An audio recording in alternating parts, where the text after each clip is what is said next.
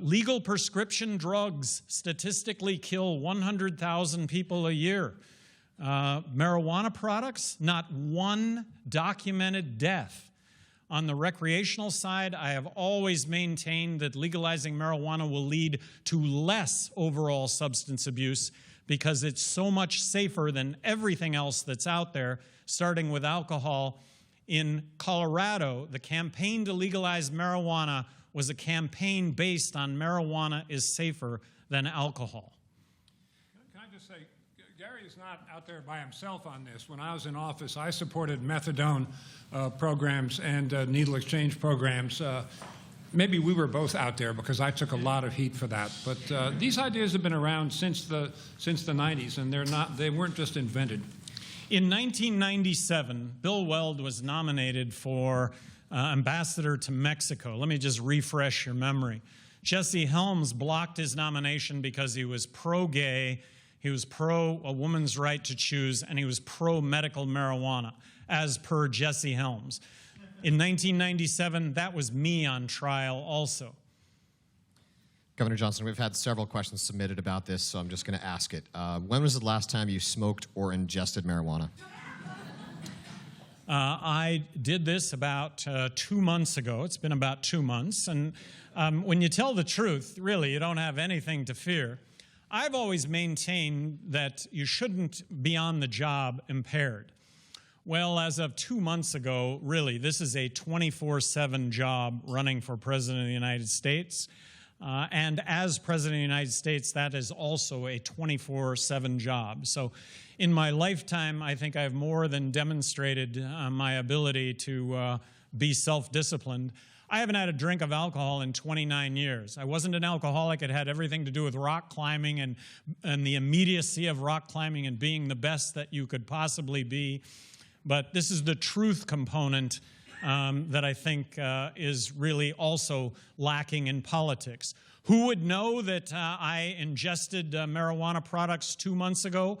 My best friends. And if I'd have said, hey, I don't use it or I haven't used them, my best friends would consider me a hypocrite. And I think hypocrisy is the one unforgivable in life, doing one thing and saying another. Just to clarify that.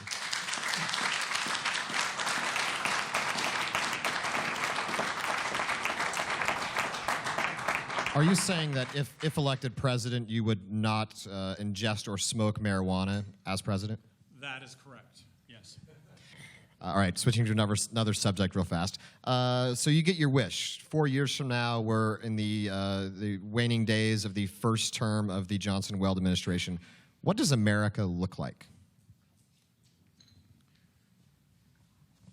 Well, this is an experience experienced by citizens in New Mexico, and it's a outlook experienced by citizens in Massachusetts. Wow, things look. There's a fairness to all this. There's an absolute equality in leadership. Citizens in New Mexico. It's transparent. It's honest. I might disagree, but what I see is a process where issues are looked at first and politics are last on the agenda if they even exist at all. I would say people will be happier. I always made it plain in Massachusetts that I wanted folks to have a good time, and at the end of my tenure there, I think they were happier. And it's more general than that. I've said that President Eisenhower, President Reagan succeeded in making people feel good about being Americans, and that's something, that was my close in my prepared remarks. That's something Gary and I very much want to do, and I think that's something that if you put your mind to it with a willing heart and you really want it to happen, you can make people feel better about themselves.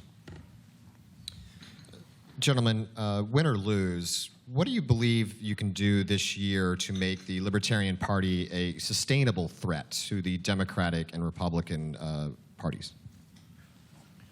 Well, win or lose, this is a win, and it really is a win for the Libertarian Party, bringing attention to the Libertarian Party and its principles And as both of us presented to the Libertarian Party, look, we're kind of in the middle when it comes to the Libertarian Party.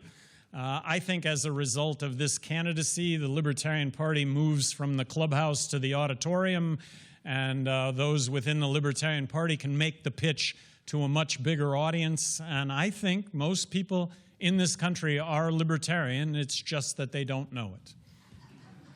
So, Governor, if you're elected, how would you work with a Congress that would include no libertarians? This is a huge opportunity. I mean, don't you see it? Challenging Republicans. Come on. I mean, cut government, and that doesn't mean Planned Parenthood. Come on. Cut government. Genuinely. Smaller government. Less government. Smaller government. Democrats, come on, end the wars. Stop the bombing. Stop the interventions. Stop flying drones that are killing thousands of innocent people. Get involved, Congress, in a declaration of war and a path going forward when it comes to our foreign policy. This is a big opportunity. This is a big opportunity that neither a Democrat or a Republican are going to be able to lay claim to because they're so polarized.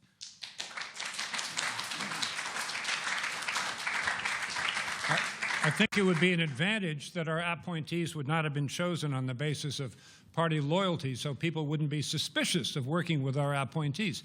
They would know that roughly half were Republicans and roughly half were Democrats, and that they were not among the most partisan. Somebody's got to bell the cat. Somebody's got to take the first step in getting away from this hyper-partisanhood. We would, by definition, because of not being either Republicans or Democrats, and I think that might give us an entering wedge. I can't believe at the end of the day that the people who serve in Washington and Congress really want to have the country perceive that the Capitol is sunk in partisan gridlock. I mean, if they could get away from it, I think they would. I know most of the members. They're very decent people, including people who are demonized in the press every single day. They're very decent people, and given the opportunity, I think they could work together with each other as well as with us. And back to those appointees, look, whether they're Democrats or they're Republicans, I guarantee you they're going to have a libertarian bent on the world. Let me ask this really quickly. Given the news the last couple of days with 2 black men who were shot and killed by police officers, what policies would you plan to pursue to address that issue? Well, one of the things I really enjoyed about being governor was bringing to the table the people that should know the most about this. So when you look at these shootings, which communities in this country have the best record when it comes to police violence? Which communities in this country have the worst records when it comes to police violence? There are going to be common threads within the best. There are going to be common threads within the worst. The Department of Justice comes into play here, and I have to think that we can improve on things. And my last question. I'm going to tee this up for you, gentlemen. If you had to choose between the two, would you vote for Donald Trump or Hillary Clinton? No one wants to go first. Look, the Libertarian Party's been around since the early 70s. There's always been a Libertarian candidate for president. I'd vote Libertarian.